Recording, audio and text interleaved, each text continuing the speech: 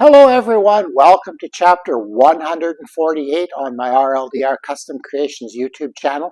It is the weekend edition, and I had a wonderful video planned for you today. Okay, wonderful for me, but it's kind of raining and inclement outside, and I would have needed to be outside for this, so we're going to go to plan B. And in plan B, I need your help.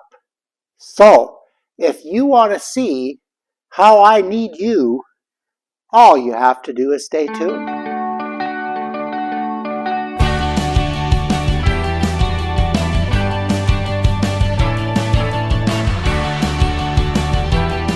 Well, as you can see, for Plan B, we're in my shop. And what we're going to talk about today is my dust collector.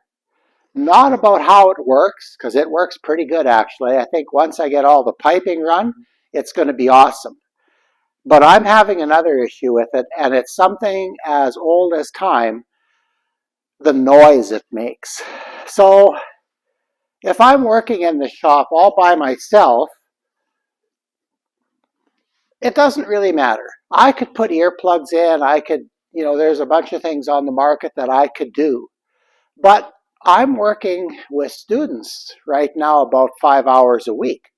So there have been times in here that we've been sanding a panel for a night table or something, and I've wanted to give instructions to another student at the same time working on a different project, and we literally had to wait for that piece to go through in the thickness sander, turn off the dust collector, and then give instructions. You really can't talk to anybody in here with this thing running. So as good a job it seems to be doing as collecting the dust from the machines that I have it plumbed to, it's just too loud. Now, there was a solution for this way back when I built this shop, and I debated it. I debated making a door here and having a little addition to the outside where this and the air compressor would have sat. That would have taken care of all my noise problems. However, I didn't like the way it would make the building look in the end, and I really didn't have time to do it because I was kind of on a deadline. I wanted to get the foundation poured, and I just didn't have time. So I thought, no, I'll deal with it later. Well, later has come. So now I need to figure out how I'm going to deaden the sound to get it so that a person can have a conversation in here with it running. Maybe maybe it's a pipe dream. I'm not sure. But that's why I was hoping that maybe some of you out there would have some ideas about what I should do. And I'm going to let you know what I've been thinking. So, first of all, I think it would probably go to about where that white sheet is. Like, I have a little bracket up there, if you can follow the end of the tape.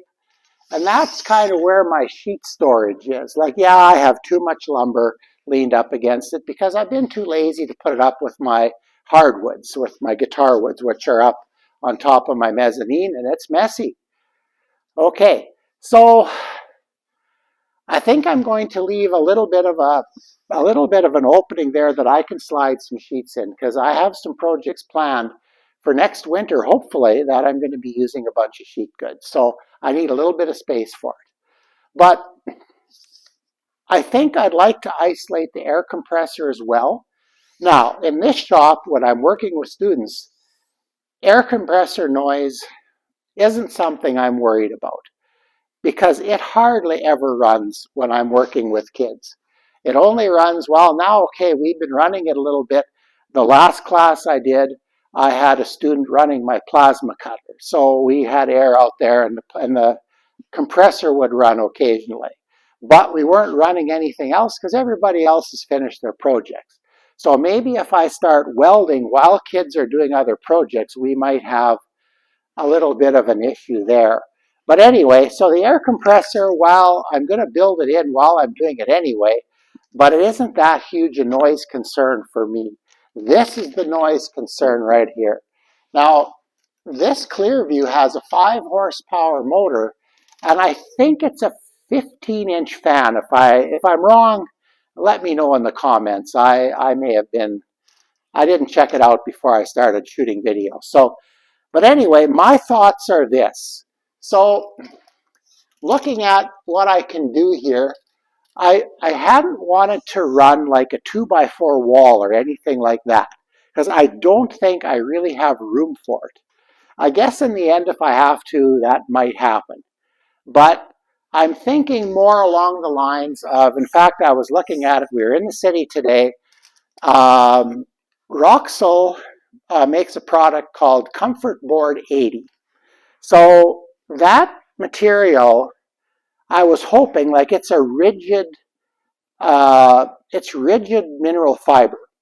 And I was hoping that it would be dense enough to filter out sound, but yet loose enough that it would let air pass through it, because I can't just block this off from air either. So, but I looked at it today and I think it's way too dense for what I have in mind. So, but that stuff I believe is 1.5 inches thick. So I could probably have some maybe 14 gauge or 16 gauge steel bent up into a U-channel, 14 gauge, put my pieces in there, and then fasten it to the wall, and I would have basically 1.5 inch wall around here. I'd need to put some kind of opening here, but I don't think the comfort board is what I want, unless I figure out some other way to get air out back into the shop. It'll suck in through the pipes and go through, but the stuff coming out from the filter needs to come back into the shop. Maybe it's as simple as just putting a grill in there. I don't know. That's what I was hoping you guys could help me with. How much do I need to have that thing breathe? So yeah, if you want to let me know in the comments, that'd be wonderful. Home Depot had a few other things there. Some Plastispan products that, again, 1.5 inches thick but rigid, I think would work. But like I said, I hadn't wanted to frame a 2x4 wall here or do any framing. So yeah, maybe that's pie in the sky thinking, but I'm hoping that can work. So I'm thinking what would happen is I would probably run it. Oh, I could maybe even go as far back as about here to drop my tape down, and kind of like a pseudo plumb bob here. So that would clear the barrel, and we'd be looking at about 28 inches on the inside. And length, roughly, sorry I got my back to you, about 6.5 feet. So what is 6.5 feet? 78 inches, 76 inches would do. And then I would make it right to the ceiling. I would cut a hole for this to go through. And I think, well, first of all, I would need to have a door, because when I get the dust collection bin out, I would need to factor that in as well. So, and also probably an access door by the air compressor. So you would need a couple of openings. Hopefully I could keep them small. And well, this would have to be at least 2 feet wide, but it could only be up to here. The other issue that presents itself then is now we can just look at the dust collector and see the sight glass, or we've learned already with this clear view that there's so much suction and twirling in here that it'll fill up on the sight glass on the edge, but the middle isn't full yet. So usually we start changing the dust collector or the barrel when the chips are up to about here in the collector. So maybe that's not a good way to do it, but it seems to be working.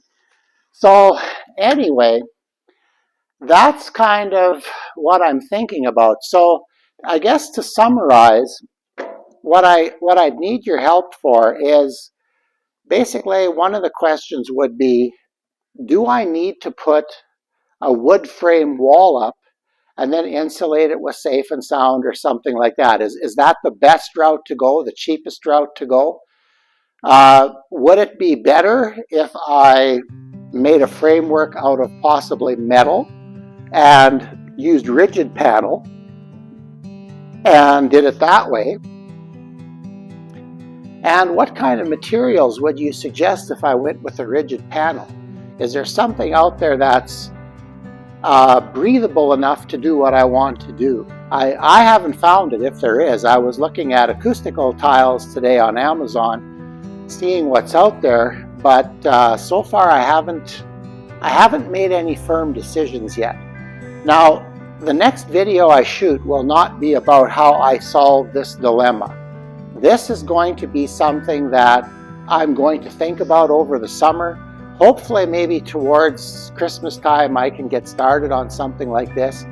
Because if I'm teaching again next year, and who knows what's going to happen there too. It's all, this year there was a lot of interest, but those kids are moving on, so I'm not sure what's going to happen next year. But if there's demand, I'll teach. If there isn't, I'll do something else.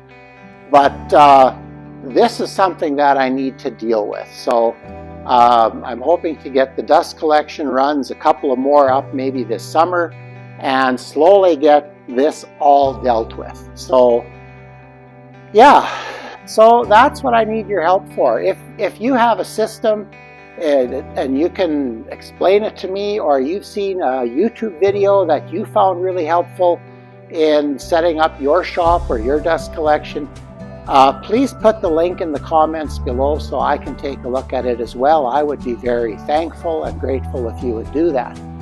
So now that I've spent probably about 10-12 minutes begging for your help, I think it's time to go.